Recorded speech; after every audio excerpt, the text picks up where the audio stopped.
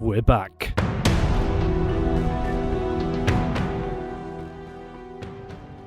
Hello and welcome to episode 26 of the Chronicles with us, the Red Devil Chronicle. My name's Andy. And I'm Joe. And this week, the wheels have come off before the bus got parked. It's United Chat coming up next.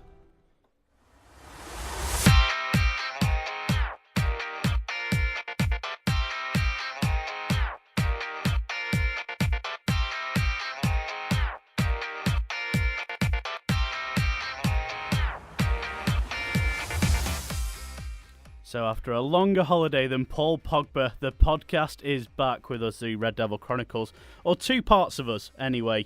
Nick unfortunately busy as we were drafted in last minute and we finally managed to get the studio. Joe, what a pleasure it is. Welcome back, yeah. Lovely to see you, Andy. It certainly is, It's been a long summer, hasn't it? Like you say, it's just been far too long, but as we say, the studio has been an absolute nightmare for all the fans out there.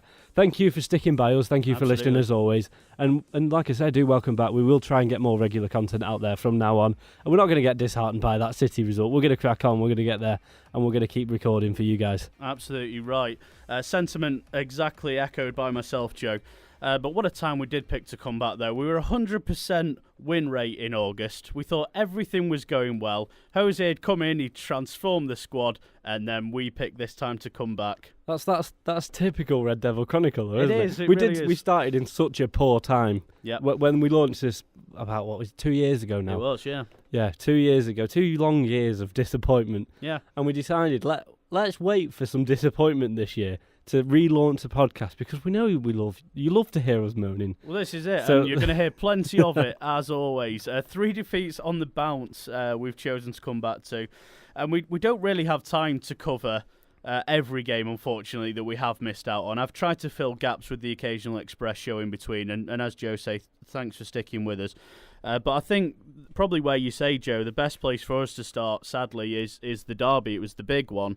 It's the one that seems to have put us on the downturn that we're on at the moment. I know you were there, Joe, on the day.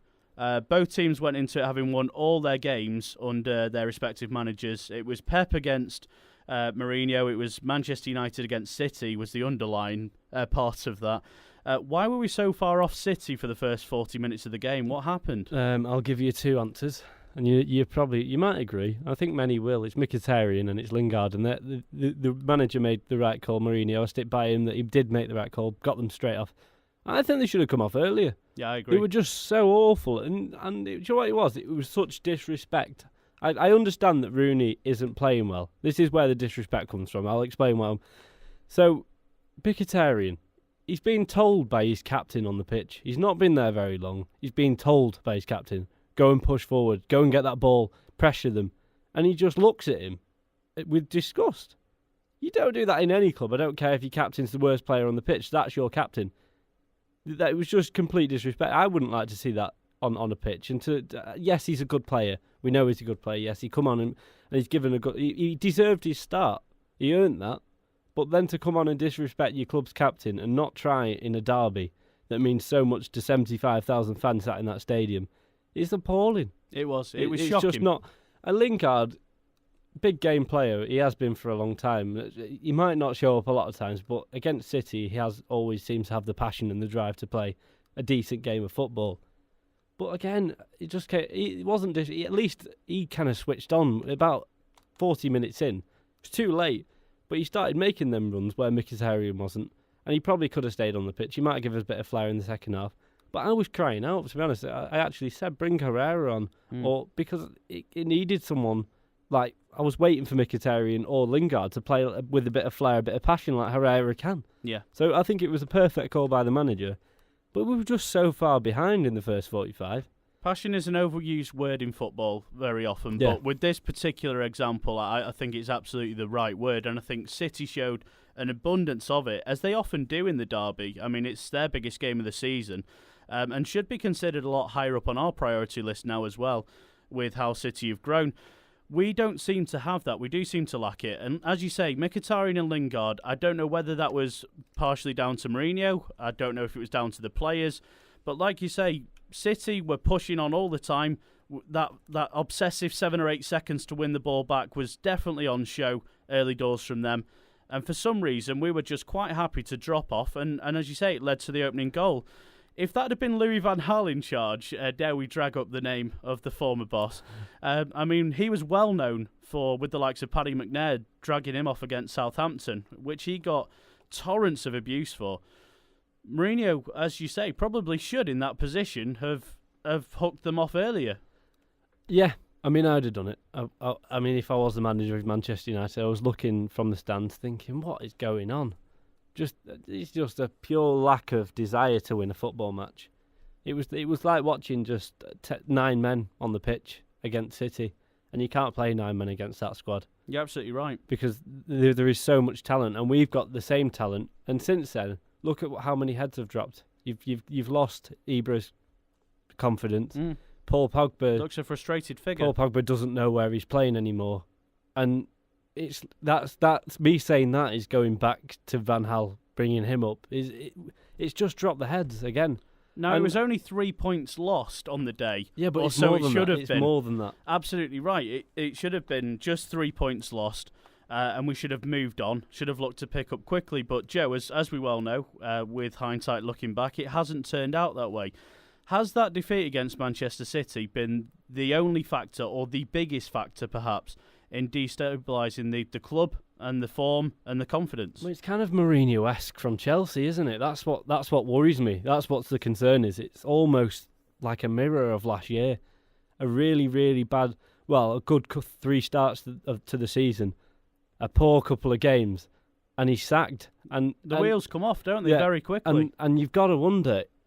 I know the manager isn't playing the football at the end of the day, and we do rely on the 11 players as well as the manager to make the right decision.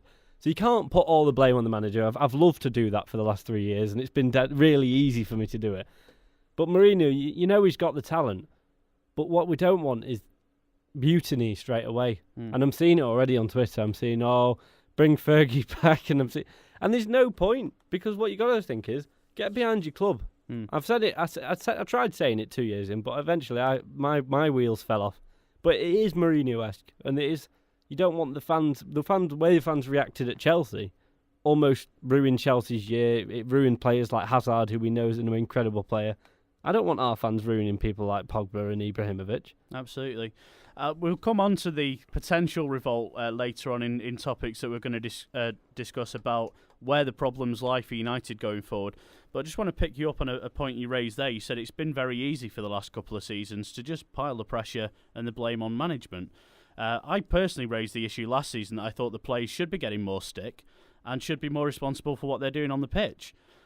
Is it almost a hangover from that still, that the players still seem to think that they're somehow unresponsible for what's going on the pitch, and it just purely lies down to Mourinho's just not got it right to start with? If Pep hadn't gone to City, we wouldn't be calling Mourinho. That's my answer to that one. Because the reason that we're all on because it's a whole manager thing in Manchester at the moment, isn't it? It is red versus blue. It is all about management, massive, and it is about Mourinho against Guardiola, and it's become that. And if that wasn't a thing, Mourinho would be straight behind the club saying he's bound to lose one.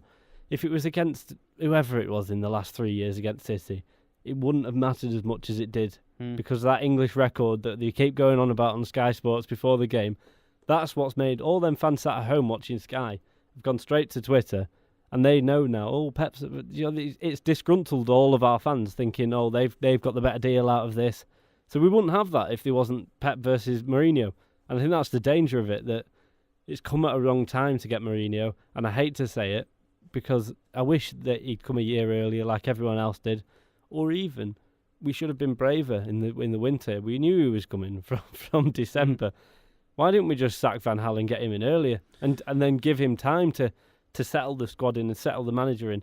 Because what we did last time, we got Van Gaal after he'd managed the World Cup. He came late, and we had the whole thing happen again. What we're doing is just repeating Van Gaal. Absolutely right. I don't want to see it again, and I don't want to see the whole Pep versus Mourinho thing.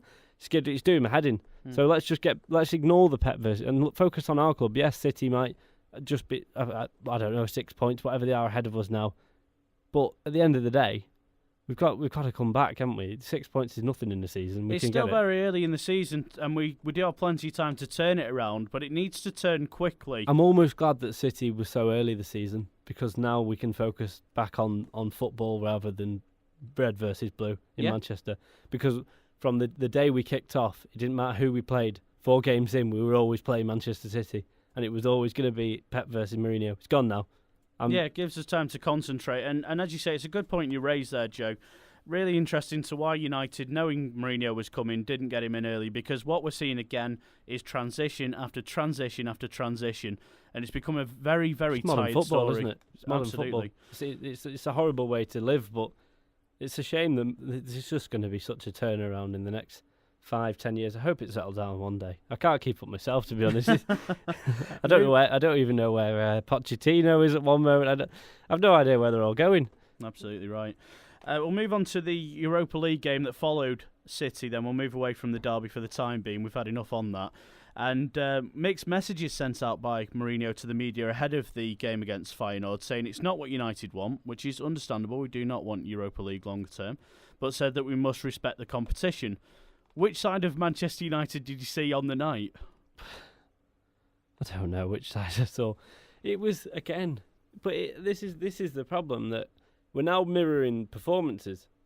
We're just watching players just lose confidence in themselves, and it's almost becoming that whole thing that I briefly mentioned last season, that we're not playing as a team again. We're playing as individuals. You're watching Pogba try and run the ball 50, 60 yards up the pitch just to play a pass to... I feel like what I'm watching is Pogba and Ibrahimovic play together, and the rest of the squad playing their game. It feels like there's 2 games of football going on in my mind, and that's the side that I think's turning up all the time. 2 players who think they're better than the squad, who haven't bedded in yet. It's part of the problem. Individuals looking to make a name for themselves, perhaps to avoid any blame if things do go wrong, and being selfish as a result. I wonder, Joe, with what you mentioned about the confidence and the run of which 3 defeats in a row has got us into absolute turmoil at the moment, it seems. Can United really afford to not be bothered about a competition where if we'd have gone and won against Feyenoord, these conversations that we're having right now might not be the same? This is the whole thing. It's like, do we see what used to be the EFL Cup or whatever? Is that important? It's only important when you win it, isn't it? That's the problem. The thing is, you remember Community Shield, that wasn't important, but then we won it, so it was important. So I think what we're trying to do is maybe Mourinho trying to take a bit of pressure off the whole competition, but instead what it's doing is probably making think, it's not important. We're just going out. We're here to win the Premier League and nothing else. Yeah, I don't want that whole Arsenal mentality, but there has to be priority. There has to be Mm. certain competitions that clubs are going for over another, and I understand Manchester United do need to be fighting at the top table for the Premier League. But that being said, by letting games slip us by with the wrong attitude going into them, it does have a knock-on effect then to the Premier League game, which links us on nicely to the Watford game, of course. Fringe players played during the week against Feyenoord, didn't take their opportunity, and therefore, as a result, we saw the same tired squad going out to Watford again to be beaten 3-1 in the end comfortably. Well, Watford are in that whole stride at the moment where they're a dangerous team. It's like watching Leicester of last year. It's quite exciting football, isn't it, really? And to go there with 11 tired players that are just not got the head in the game properly, I think that's just again another mistake. And there is going to be them mistakes at the start of the year. But if the competitions isn't worth it, if that is the truth coming out of Mourinho's mouth, why is he playing his best 11? I mean, there was a bit of a mix in there. There were fringe players in there, but what I'm really interested to know, Joe, is with regards to those fringe players that came in, the likes I'm thinking of Schneiderlin, who seemed to be playing fairly well at the start of his United career and then very quickly dropped off. Well, we lost the midfield, didn't we, last year? That's what happened. We did. It just went missing. But why is it players like Schneiderlin, people like Memphis, came in during the period of that game against Feyenoord, even Rojo as well? Why are none of them driven enough to say, I can get back into the first team regularly? Why is it that they came out and had a very, very average performance against Feyenoord? What is going on with the United squad and their mentality? I don't know, because it's obvious it's not the United we used to know and love. It's like watching players that are kind of almost on loan that aren't really all in the game, are they? It's kind of I think the worry is, though, that they kind of always worried about being sold. All we hear is stories all the time that Sneijder is going, Memphis is going here, and they never go. And then when it comes around to playing again, are they interested in playing for Manchester United anymore? No. Would you be? If someone was trying to sell you all the time, would you actually be bothered? Because I think if someone came in for Memphis, I think he'd have gone this year. Quite possibly so. Just picking up on a point from the Watford game, of course, we deservedly went behind, managed to get ourselves back to 1-1. And then it was a mess. What is it? Because when I was watching it, it frustrated me because we're on the front foot. I thought, here we go. I couldn't believe that I was going to say that we were going to turn it around, but in my head I thought, we're there, we're on the front foot, we're pushing for it. And for some reason, we decided to drop off and let Watford come back at us again. Why is it that domination of a game, I mean, it's a point been made on Twitter by a few people recently that we've seen. What is it about United and almost the over-respect that we now show for lesser teams? It's just, I mean, look at Hull. I mean, that was just about a winner, wasn't it? So our away form's looking pretty poor anyway, isn't it? So I think that's a big issue that needs probably addressing again. That we need to go away and start putting a bit of drive and passion into. Again, I'm saying the word passion, but you can't go. I know you're not playing in front of the fans, but you still are. They've travelled for you, and go and give them a performance. Whereas at the moment, all we're watching is. We're kind of almost watching a performance just worthy of drawing a game. I mean, I think Watford, I think they got pretty lucky, to be honest, with some of the chances. I think that they did kind of cut through us and they made the chances well. And I think we've kind of forgotten what we were all about last year. We had such a solid back four. Now what we're all focusing on is how many can we score. And we've forgotten. I don't know why Smalling's disappeared. I don't know why. It's a bit of a mess. It's hard to kind of pick up what's wrong. I think that's the hardest bit about it, that you kind of can't work out because the squad, like you say, is changing and there's been a few fringe players. And you kind of don't know who's coming on and where they're going to be playing. And it's the same situation as last year. You kind of don't know the squad. I couldn't call the squad. It'd be nice to see some consistency and start putting a run together. Don't change it every week. Even if we lose, put a bit of confidence back in your players.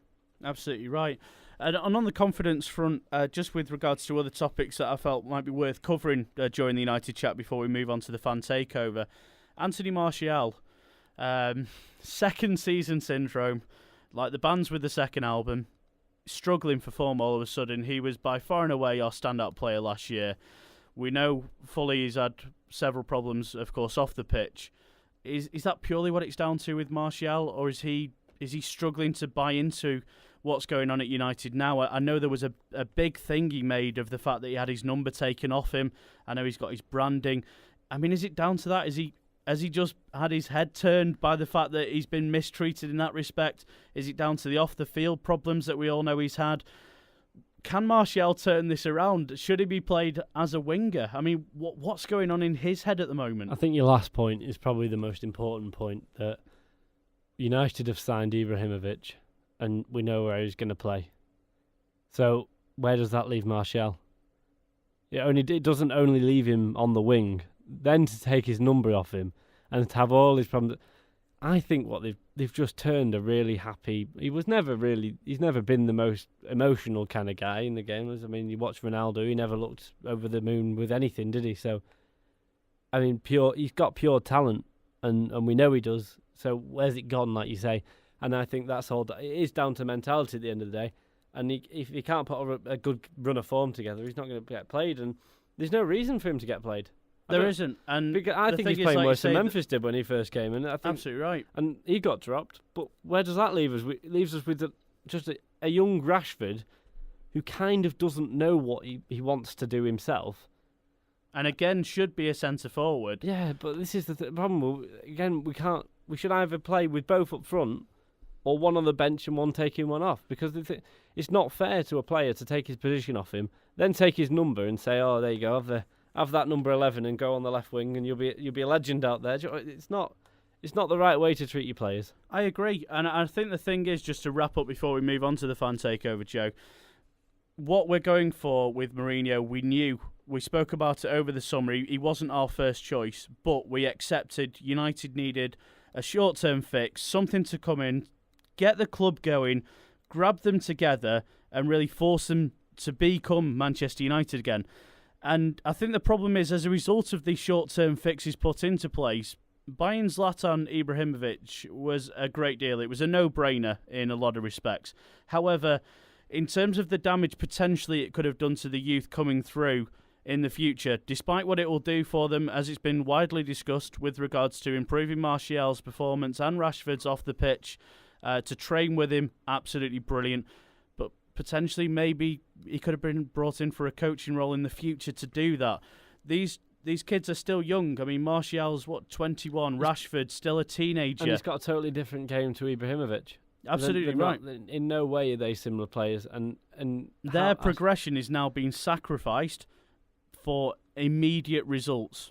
Yeah. And that is where a potential concern lies for the future of Manchester United. We don't want another 3-year plan, do we? We don't want Mourinho to come in, win a trophy and leave, and then we're back to starting this podcast in an awful light again. And that's the problem, that I don't want to be sat here for the next 5 years. Yeah, I understand the Premier League is going to get closer and closer every year, and that makes football interesting in the day. Yes, we all are fans of Man United, and yes, we want to see them all win a trophy every year. But realistically, let's be honest, it's not going to happen. But what we do want to see is at least win one every 2-3 years. I mean, minimum 2 years, 3 years. That's the absolute kind of. You wouldn't want to go any more than waiting 2 years for a trophy, because you just get sick of it, don't you? You watch it, you're watching performances that you think, it's just not good enough. You sign all these players, you spend all this money. We've become a bit of. I mean, City fans can now have a dig at us for spending money. And we're trying to buy. We are now a club trying to buy trophies with good players. And money, unfortunately, does not guarantee success. No, because you're putting them in a squad that's been degraded over the last 3 years, and I think that they've all got to pick their heads up and play football like it should be played. I think the investment needs to be better as well. I think where we are investing is completely incorrect, and we're going to come on to this more in just a moment, Joe. In fact, it's been a roller coaster first part of the show. No time to hang around either. There's plenty more for us to discuss. We're going to move on to the fan takeover now and discuss what it is that's the biggest factor behind United's downturn. That's coming up next in the fan takeover.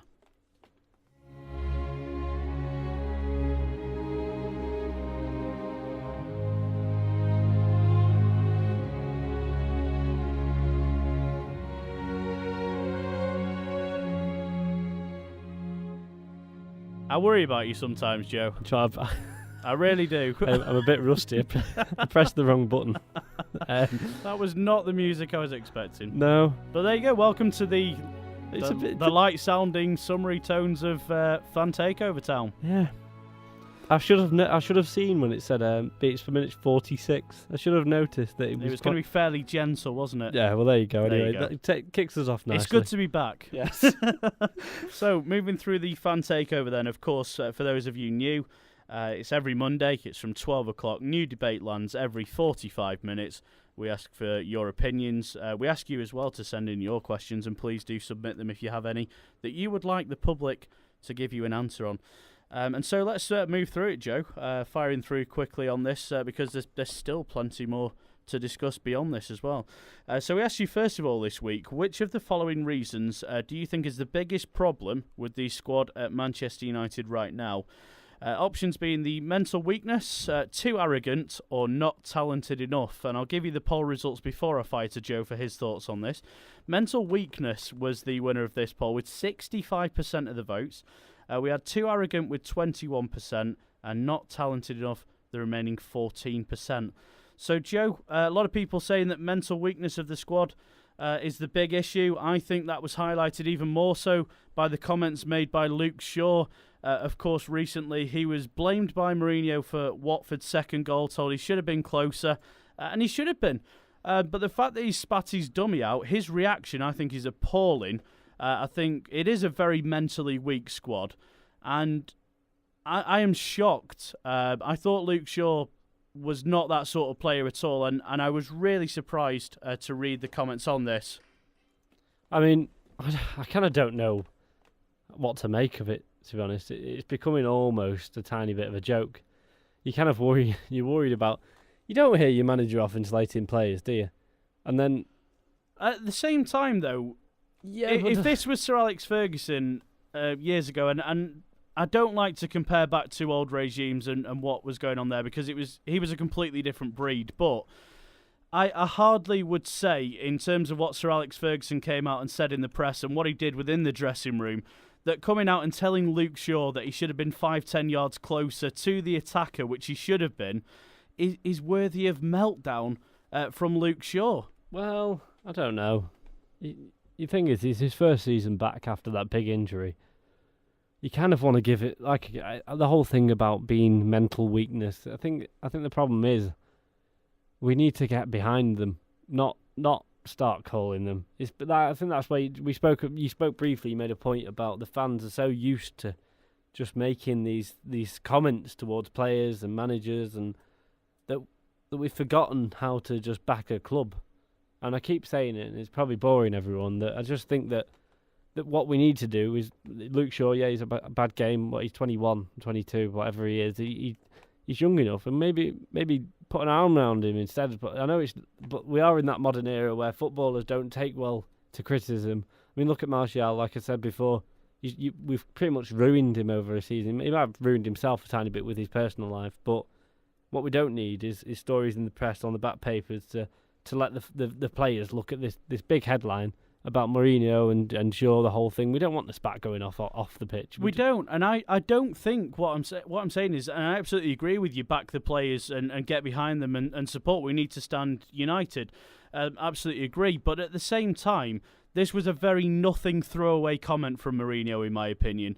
Luke Shaw was at fault for the goal. I've no issue with the way Luke Shaw plays generally. It was a mistake he made. And I think sometimes because there's other players that aren't picked up by Mourinho who are making mistakes as well, perhaps that's what's caused it. But in my opinion, there was nothing in that. It's become a headline story for absolutely no reason, and it was in essence just a throwaway comment about a mistake made that's been blown out of all proportion and caused unnecessary arguments. And I think the other thing is there are mercenaries within that dressing room. Well, it shows his age in one sense as well. Like I was saying before, it does show Shaw's age in the sense that he's picked up on one thing. But maybe the press might have blown it out of proportion themselves. It might be all fine in the dressing room. What we know about is different. And why is it, do you think, that at this stage already there are players within the United dressing room leaking stories about the way Mourinho is treating them? I mean, what is going on there? Like we mentioned earlier, there are early signs already of the Chelsea-style rebellion coming at Old Trafford, and it's a very, very dangerous thing to have with inside a dressing room, especially when it gets leaked out. Yeah, no, I do completely agree with you, and I do think that it's so tough to be, because you're almost not talking football at this point. That's the hard thing about it, that you're going off topic in the sense that we're not looking at how players are playing anymore. We're looking at a totally different game, in which we only get kind of half the story about. As we know, we can kind of give half the story on here sometimes, and we take what we can and we use it in the way that works and sells. I think that's half what's going on in the papers. Somebody's made a comment, and now the whole thing is, oh look, there's a mutiny against Mourinho. Give it time. Give it Give it 2 games. It won't be in the papers. There'll be somebody else in the back of it. It'll move on. Exactly, but I do think that it's quite an immature argument to happen so early on in the season, especially after the poor performances. Yeah, all morale will be low, and yeah, low heads. But like you say, there's maturity in the dressing room. And this is not the time to be leaking stories like this or to be throwing hissy fits over comments. Well, we'll find out who it is when Shaw doesn't play on. But I just think that the squad needs to show more mental strength, and I think this is why the majority of fans have gone for this on the poll. You know, when it comes to footballers' talent at that level, it's very often that the teams will be similar in terms of their ability at the top level, and it's marginal gains such as mental strength and ability to control yourself that can be the difference on the day. There is a combination of all 3 factors, though, wrong at the club. I mean, there is arrogance within some players, I have no doubt about that. And I also think there are some players there that aren't talented enough, as we often discuss. But should there have been, Joe, more shipping out, do you think, done in the summer? Having followed on from the unsuccess of David Moyes, the farce under Louis van Gaal, what did we have to lose? I know a lot of people say, well, let's keep the squad together for team cohesion, etc. There isn't any. What was there to lose in shipping out some more of the deadwood and bringing in players who do want to come and fight for the club? Well, this is what I don't get, that we've still got players like Schweinsteiger. Like, how's he still there? We saw that in the papers for long enough, but he's still at this club. So it's like we just didn't want to sell anyone. And now we're in the position where we've got that many players to play. And yes, in any club, like I said, we're talking about a different game. We're talking about off the field. So that means to me that there's going to be groups of players that get on better than others, and their attitude and their temperament and the way they are treated by the manager will affect some of the players that are being played at the moment. So you're always going to get them little circles that emerge. So maybe Herrera, Mata, De Gea. So Mata's gone off. De Gea seems to switch off, and so is Herrera. You see what I mean? There's these little kind of chinks in the armour that if you read enough into it, you probably think, well, I can see where that's coming from. But again, we're just guessing. Maybe we're just, yes, we should have shipped. I moved on to the point of that because like I'm saying that we haven't shipped any of them out. So yeah, we've got a lot of surplus players, and that's caused maybe a bit of. But what I don't get is like you, I just don't understand. We could have loaned a few out. I mean, maybe it was the right time to loan Rashford out or loan Martial out for a season. If he's not needed at the club, I'd love to have seen him playing. We could have gone to France for a year and got. Problem is, there's an over-reliance on these players, and we don't have enough quality in certain areas of the pitch to deal with. Well, yeah, but last year we saw a lot of talent from the youngsters. We did. And now we can't see that because we've got that many developed players sat on the bench who are waiting for their chance to come prove they're a first-team player. But you're looking at, what about like Fosu Mensah, and then you've got all these players that just are talented that we will not see because when we come to the lesser competitions that Mourinho's mentioned, like Fosu Mensah playing in the EFL Cup as he has tonight. Yeah, exactly. We'll see. We'll only see them in glimpses, and we'll see people like Schneiderlin who won't play in the first squad in the important games, who are going to come on and play silly games of football, who are then knowing all they're going to be played for is cup matches, and they're not going to be happy. It's just going to be we don't want that ongoing cycle, and I think Christmas will be a good time. I think what he's probably doing is giving them all till Christmas to prove they're worthy of a place, then shipping them off when they're a bit more expensive. Absolutely right. Good point made. Moving to a quick comment that came in on this one before I move on to some more on-the-field things, because as you say, we have discussed a lot of the mental side of the game. Maximum Martial says our players have absolutely no fight whatsoever. I agree. It's completely where things are going wrong, and it was highlighted particularly in the derby for me. But have players forgotten what it means to play for Manchester United? Please let us know. We're at WeFollowUnited on Twitter. Be very interested to know your thoughts on that one. Joe, let's move on then to what's going on the field. We asked you which of the following do you consider to be the biggest issue at the club that needs addressing first? Now, the options on this one were the formation, knowing the best team, tactical discipline, and team cohesion. It's a close one, this one. It is a close one. Formation takes it with 31% of the vote. Knowing the best team, a close second with 28%. Tactical discipline goes with 22%, and team cohesion coming in last with 19% on this one. Now, Joe, I just want to kick off with a comment that's come on this here from at C Clay 1978 United, of course. Chris Clay, regular to the show. Thanks very much, Chris. Absolutely. Formation for me, says Chris. We need to settle on one and find the best players to get the results, irrelevant of their name and stature. Joe, where do you stand on this? Well, first of all, happy birthday to Chris. Yeah, it's a long time. I didn't say it to you, mate, but it was a couple of weeks back now, wasn't it? I hope you enjoy your mug. And the shirt. On your point about formation, we need to settle the players.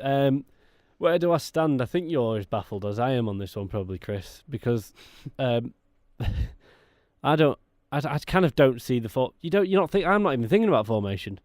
I'm thinking about players, and that's probably where I'm going wrong in that sense. That at the start of the show, that all I'm thinking about is maybe kind of morale, and I feel like I'm playing Football Manager and just trying to get them all back. But no, I do think that we've gone into this downward spiral, and I think it's dangerous. I don't think a formation would help it, because I don't see how we can achieve anything by moving a player from 4-3-2-1, for example, or whatever we're playing at the moment, to 4-4-2. I can't see how that's going to improve the mentality of the players. I can't see how it's going to make us win a game either. I understand that getting the best out of your team in that formation, but yes, it's probably a good point that we need to just stick to one formation. So it's about time that the manager chooses one, because we've had enough friendlies, we've watched enough of them to work out that this is what we should play in the season. Yeah, there's going to be changes in the season. There just needs to be a defined style of play, doesn't there? There needs to be a set way in which United players know week in, week out they're going out to play in a certain way. Looking at Manchester City, Pep's been there the same amount of time. I know how they're going to play on Sunday. Yeah, absolutely right. I know exactly what they're going to do, and the it's players already know, working. and the players know exactly what they're going to do. I don't have a clue what United are going to do on when it every Saturday, game. Yeah, absolutely. I don't have an absolute. I could throw about 10 names in there that would be wrong in that squad this week. It goes back to my last year when I got silly with the name in the squad. Yeah. It's as ridiculous as that. You don't have a clue. It's becoming impossible to say how I we're going to play. I wouldn't be surprised to see Blind in the centre attacking mid position. You don't know where he. I don't have. I mean, it's not going to be that ridiculous, but I'm just saying that there isn't any at the moment. There is no kind of consistency in the team, and it's going to obviously bring bad performances some games, and then we're going to see moments of magic. But that's the same as last year. I mean, look at Liverpool. Play the right formation, play the right squad, moment of magic. Yeah. Then when you play it away to whoever, Leicester, I don't care who, Watford, Hull, we play the wrong formation and we get absolutely thrashed. And you think it's just just stick to the one that works. And no matter if we win or lose, like I said at the start of the podcast, no matter what happens, the next week do it again.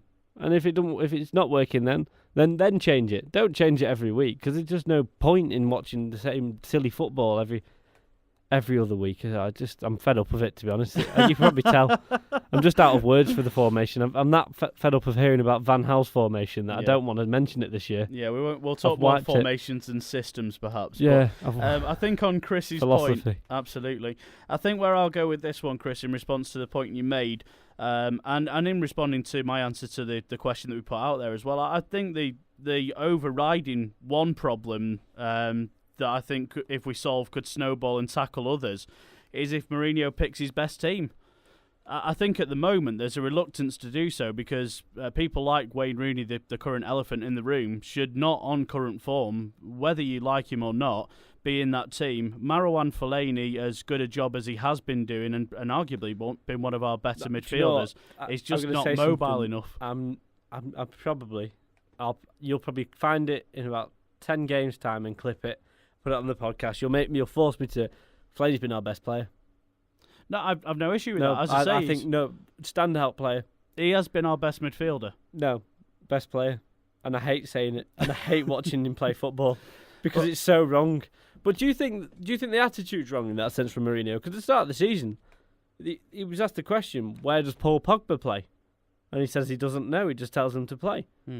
So if that's the way we're going in, then there isn't a formation, is there? I think if you pick your best team, though, I think the formation picks itself. That's the way I personally stand on it. I think if you get rid of Rooney, and as well as Fellaini's played, I don't think he's mobile or good enough to play for United in the bigger games. If we get rid of Rooney, right, and then we lose 3 games, yeah, that bold move suddenly makes the manager, Mourinho, look like an absolute idiot because he's then got rid of his club's captain, and we're still losing. So he's not solved anything, and we've lost our captain. So it's a big risk to lose Rooney. It is, yeah, of course. But I mean, when you've got a player like Wayne Rooney playing as United captain and having so little impact on the game and on the team to the point where it's actually become negative to have him on the field, if that was any other player on the pitch, he would have been hooked by now. It's as simple as that. So, in my opinion, that's where I stand. I think Mourinho needs to pick his best team. I think in picking your best team, the formation becomes very obvious, and I think you're probably playing a 4-3-3 on that basis, depending on where you want to use Mkhitaryan. But 4-3-3, for me, seems to be the formation that you need to go with at United at the moment. It's the one that you picked for the EFL Cup tonight. I think that's where he needs to go going forward. I think he's currently still experimenting with it, but I think if you get your best players into those positions, your formations get themselves right, and I think in choosing the right formation, the right team, I think your tactical discipline and your positional discipline probably improves as a result as well, because people like Paul Pogba will then suddenly know where they're at. If they're playing in a 4-3-3 and he knows he's going to be the player that pivots into the number 10 when we're on the attack, he's going to know exactly what his role in the squad is. At the moment, there are too many players in that Manchester United squad who do not have a clue where they're going. And the thing is, there's too many players playing the same role. There are, and it's as a result of Wayne Rooney playing either number 10 or striker or wherever he plays, always dropping too deep. And as a result, Pogba is turning round, he's seeing Wayne Rooney behind him in his position, and Pogba's thinking, well, where am I playing? And that's where my issue comes with Pogba and Ibrahimovic. That they're glued to each other almost in the game. And it kind of is embarrassing in one sense that we've signed two players who already know that they're the ones who are going to try and make the difference themselves, and you don't want to see that two players on the pitch just take mutiny on the pitch, do you? You want to see it as a squad, and I do understand that Wayne Rooney has become a problem there, but I don't personally blame him on that. I think it's just the amount of times that he's been played out of position. I don't think he's probably developed into that role, and wherever he goes, if he plays at England, he gets played in a different role. So he hasn't got any consistency. So I don't think he quite knows where anyone wants him to play either. So I think it's quite tough for the player and the club to kind of drop a player that they've used as a utility player for so long. Moving on to the next question then, Joe.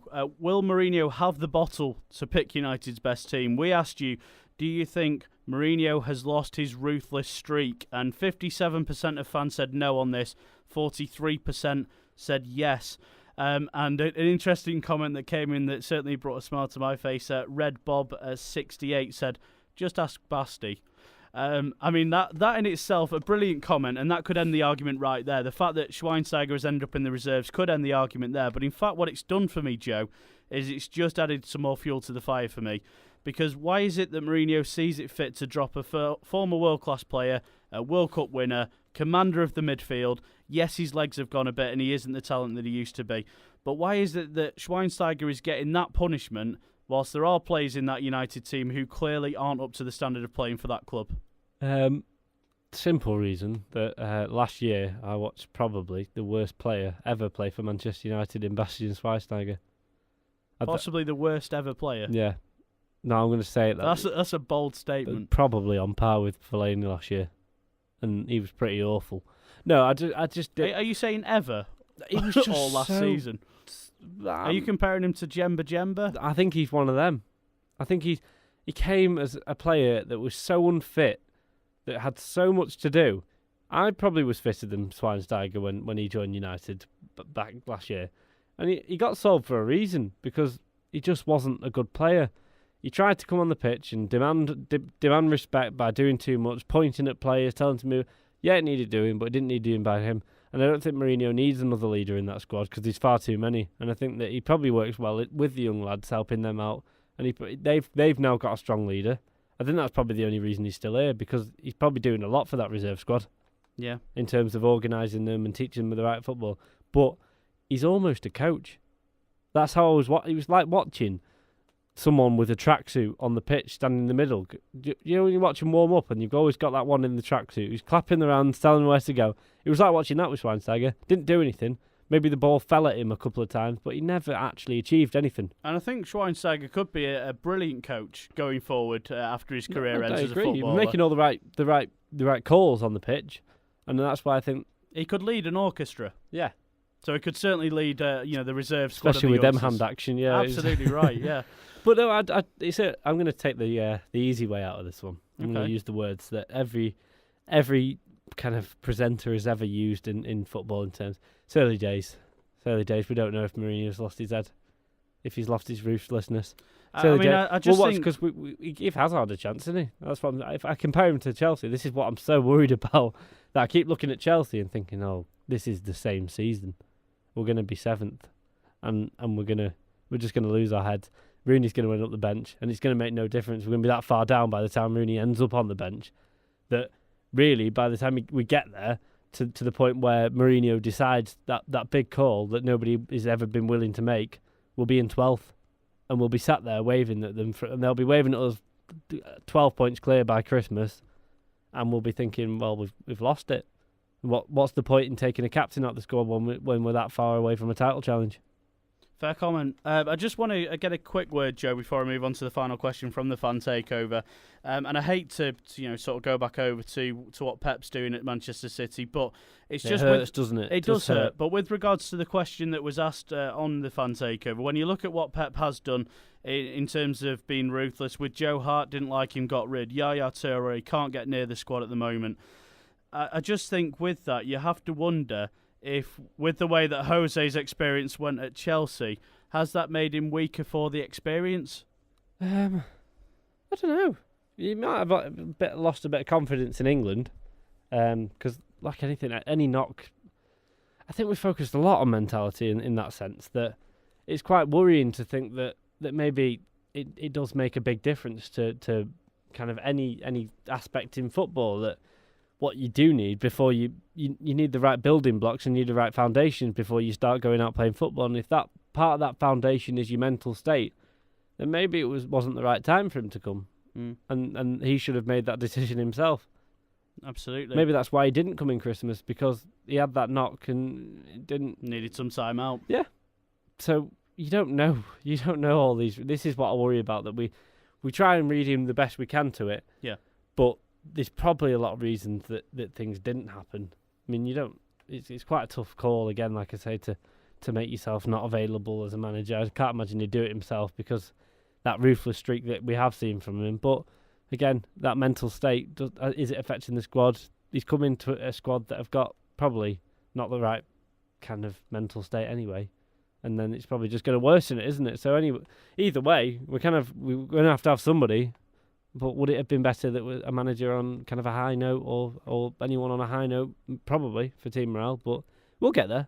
Early days. And weaving our way back onto the pitch for the final question from the fan takeover, we asked, do you agree that United lack genuine width and that a lack of wingers makes us too predictable? And 67% of the fans said yes on this one. And I just think, just a quick one on this, Joe, just going to fire through this one quickly. If you look at the successful start made by Everton, taking away last night's result, of course, against Norwich, they make the pitch so wide when they're on the break. You've got Balassi hugging one wing, you've got a mixture, Delafeu, there's a couple of other players that play out on the other side. And I just think with United lacking natural wingers, it makes everything that little bit more cramped. Everything comes very centrally. And I think this is part of the problem. You've got players like Martial and Rashford, as we've touched upon, that are playing out wide. They're not naturally there. They're constantly looking to come inside and get involved in the game inside. And everything as a result is played too often in front of the opposition's defence. And we're therefore very reliant on players like Valencia and Shaw on the overlap. Valencia certainly seemed like he'd got his crossing talent back to lose it very quickly again. But it just seems like we miss those players, and especially with Zlatan at the head of that attack, we need someone who can deliver better service into players like that, don't we? I feel like Zlatan is the right player at the wrong time, almost, because we've been playing that daft ball to Fellaini for so long that it almost feels like we're doing the same thing to Zlatan, and we're so used to it, just floating crosses at tall players rather than drilling them in for them to do anything. That we've got to this point where we've got these talented players. We know Valencia can cross a ball. We know he can drill a ball into the box. Until he broke his leg, he was superb that season, where he assisted an incredible number of times for Wayne Rooney. Yeah, world class. Absolute world class. I wouldn't be afraid to say it that season. One of our best players in that season. One of the most memorable players from that season. But I just think that we've kind of got into this routine. Like, yes, I heard a stat on Sky Sport the first 3 games. I think it was 58 crosses to something like 20 in the first 3 of last season. But what's the point? Yes, a stat says we crossed a ball, but the crosses, most of them go for either a goal kick or a throw-in. Yeah, they're so poor. I could tell you the delivery's awful. I would be happy if there was a bet going. Whoever on United's team, in our team, whoever takes that corner, out of, say, 10 corners, I bet 9 of them hit the first man. Yeah. I'd be happy to make a bet. I'd put 100 quid on it. Probably 90% of our corners just hit that front post. And there's nobody there. Yeah.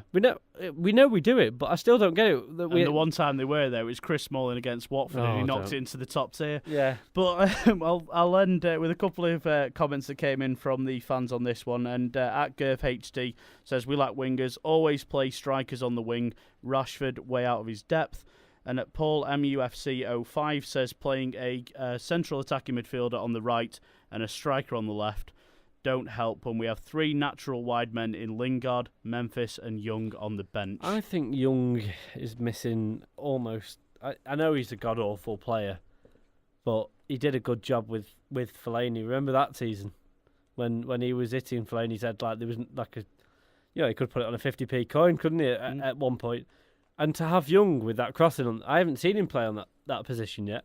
And to see if Young could provide the crossing for his last time. If that's what we're going for, then why not play Young? Play a risk. See if we get Young in the squad for 3-4 games. See if he finds some form. I mean, he won us a few points that year. He got us into Champions League himself. And it's important to have squad players. It can't always be about the big name stars. And Ashley Young certainly has been a good servant of the club. Certainly a bit of a patchy player. He goes through spouts where he looks brilliant and sometimes looks absolutely dreadful, as you say. But it's certainly important to have players like that around the squad that can come in and do a job. And you know that fairly consistently he will come in and do a good job for you, if not anything more spectacular than that. That's it on the fan takeover front. Some great debates on there, and if you've got any thoughts on anything we've covered, please either comment below or we're at WeFollowUnited on Twitter as well. We're going to end the first show back with a weekend preview. Of course, it's Leicester. They're coming to Old Trafford, and we're going to discuss that to end the show next.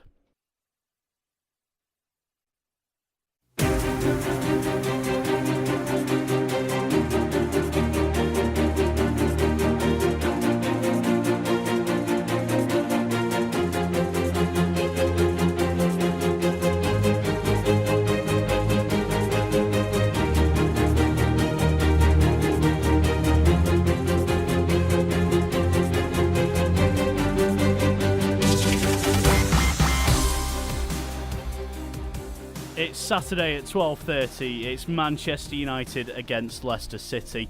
It's the fallen champions against the fairy tale champions, live from Old Trafford.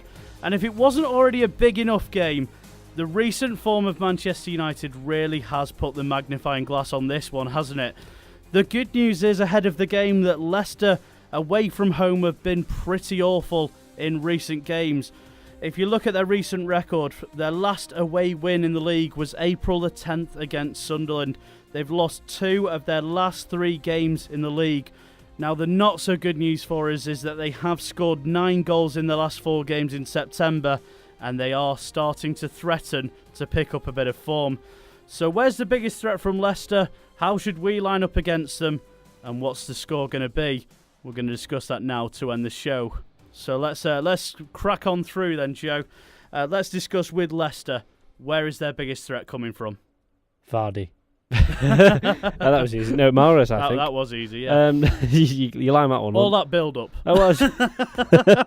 I give you all that, and then you fire me Vardy. At least I gave you the right music this time. But anyway, that was much better. It was special, wasn't it? I was kind of almost... I enjoyed that. I felt kind of hairs with the back of my neck. I felt inspired. I feel like we might win now. Yeah, there you go. That's it. On that. All we need is that music before the game. Do you know what? That's made me feel so much more positive. If we'd played that at the start of the show, it would have been completely different. Well, maybe. It was so dramatic. I almost felt like I had to moan for the first half an hour. Well, maybe I should put it back on just to talk to you. But no, I do think that obviously Leicester are going to come and try and give something because they've got something to prove against us now. That's the problem, that we've already played them this season in a different light. Yeah, I agree. But you've got to think that they're going to come to Old Trafford and try something, and everyone's going to try something. I can't see Leicester sitting back and doing what Newcastle did to us many times last year and just sitting 10 men in the box, or doing what Hull did to us and doing the exact thing. So I think that they will come out and they're going to be another Watford. It's going to be, and I think we're going to see something at Old Trafford that's probably quite scary. I think they'll go ahead first. Easily, I think they'll do that because I think we're quite rocky. We're on the ropes at the moment, and I think that we're gonna struggle to get going. But as soon as we do get going, I do think we have the quality and the depth and and everything, I think we'll be able to pick ourselves up. And I think if we do go 1-0 down and we do go on to beat them by 2-3, then I think that'll be a turning point for the season, and I hope it is. I hope that Leicester come and score in the first 30 seconds and wake up all of our players that the Premier League is important and we shouldn't be walked over by a squad such as Leicester's anymore. Do you not worry, though, if Leicester were to come out flying and get an early goal, that it could have the deflating effect as opposed to the motivating one? No, I think Leicester are the type of team that you kind of almost accept. Leicester, when City scored, that was deflating. If Leicester score, there's kind of that whole we can get back at this. We can take that stride and we can beat them. We know we've got the quality to beat them. We remember last year it was 3-2, there was 5-4s, there was all sorts going on with Leicester. So I think that they always bring excitement, and I think that's what Old Trafford needs after the last couple of games. I think we do need a bit of excitement, and I do hope that we can get that bit of a kick to encourage us to go on and turn our season round at this early point. I agree, and I think, as you say, there's absolutely no reason if you're Ranieri and Leicester, the Foxes have to smell blood. There is a threat that they pose to Manchester United, and we are wounded at the moment, so they really are going to come out flying from the traps for us. With the variation of the sort of 4-4-2 they play, whether it's Okazaki or whether it's the new man Slimani playing just off Vardy, I think there are big options there. And I think for me, the more dangerous combination of the two, although the work rate of Okazaki is brilliant for them, I think with the way that we saw Slimani and Vardy in terms of combination of power and pace, I think that could be terrible for Manchester United, especially with the likes of Daley Blind at the back, as well as he's read the game. Vardy's pace will be one issue for him, and he'll plant himself on him, but also Slimani will be interested in getting involved in aerial duels with him as well. No, I completely agree with you. I think that it's going to be a challenge, but the right challenge at the right time for once. I do think Leicester, this point of the season, is a good game, and I think to have them at home is an advantage because you've got the champions coming who aren't in form, and if you can beat them champions, if you can come back and beat them, that's a big one. To win the Premier League is it's not easy, and I know that they strided the Premier League last year. They had it in the bag early on. We knew they were going to win within 4 games, and that at the moment that's quite a big one. So I know that they've not been playing so well, but I think the mentality of the fans I still see Leicester as a threat. I still see them as a big club because they've won and they're in the Champions League, and so to me. That if and we they can only lost Kante, so they've kept the majority of the core players from that squad. So if we can beat them at home, and I know it might not be that impressive, but I think that turns the players' morale right up. I agree. I think it's a huge game for both clubs. Every time Leicester have threatened to show a bit of form, excuse me saying, they've ended up back with their tails between their legs. After each game, of course, they had the 4-2 defeat against Chelsea, turned around where they were 2-0 up after a really convincing win against Burnley. So I'd love to do that. That's exactly what I want. I want to send them home crying on that coach. I think it's massive for both clubs. I think whoever comes out on the right side of this result, as you say, I think it's a big turning point. This is a huge push and progression going forward. I know it's not made out to be the biggest. We've got the early kick-off again. It's a big. We're going to have to be woken up. Alarm clocks going to have to be set an hour earlier. Exactly, and at least we won't be warming up in a car park this time. So, they've got no excuses. They've got absolutely no excuses to go out there and give the performance that's worthy of each and every of their places. How I see it is that they've got till December, like I said before, to prove that they're worthy of a place, and if they're not, then that's when we get rid of them because they're under a new manager, and to be fair, he's going to give them a chance. So whoever makes it into that first 11. I want to see that passion back. I want to see them wearing a United shirt like Leicester wore their shirts last year. And that's what would give United fans probably the biggest confidence boost and probably the biggest morale boost to the players from that could possibly happen from season. I'm not trying to be dramatic by saying that. I just think it's massive. Absolutely agree with you. Joe, I'll give you on that point you make there. I'll give you my 11 that I was going to set up with if I was Jose Mourinho choosing the lineup this coming Saturday. So I'll let you know how I line up and let me know if you have anything that you'd choose differently. So for me, of course, it's the obvious of De Gea returning in goal. Of course, was rested tonight against Northampton. I would then go with a back four of Valencia, Bailly, Smalling, and I would play a Blind at left back. Shaw, of course, has had a little bit of a niggle with regards to an injury again. And of course, there's been a little bit of a fallout as well, as we've discussed earlier in the show. So for me, I would personally play Blind there. In terms of the midfield, I want to go with a mixture of experience, power, and also legs. Carrick was brilliant in parts against Northampton tonight during the 3-1 win. And I would have him as the holding player in the squad. I would then play Herrera just ahead of him and Pogba as those in a 3. And ahead of those, in terms of the front 3, this is where I struggled a little bit. And I'm going to go with Juan Mata from the right, Zlatan up front. And I'm going to play Rashford from the left-hand side. Of course, got a goal again tonight, got a goal against Hull at the weekend.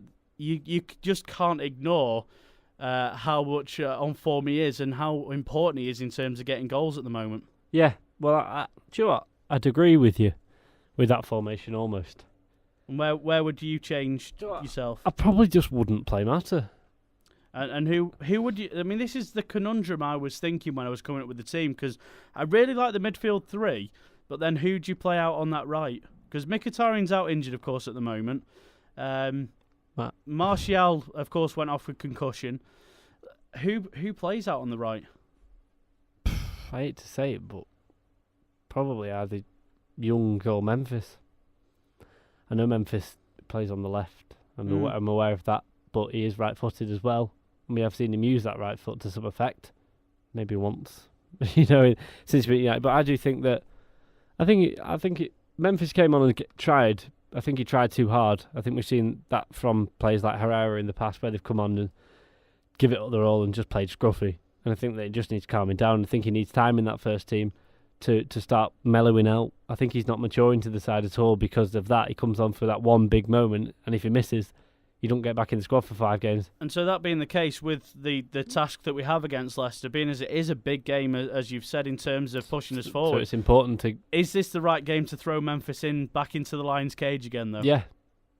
Because what more of a message can you give a player saying, I think you're ready to face the champions of the English? So you think it's a confidence boost for him if he gets a start, and you think he'll react to that? Well, it can go either way. Like I say, I'd rather.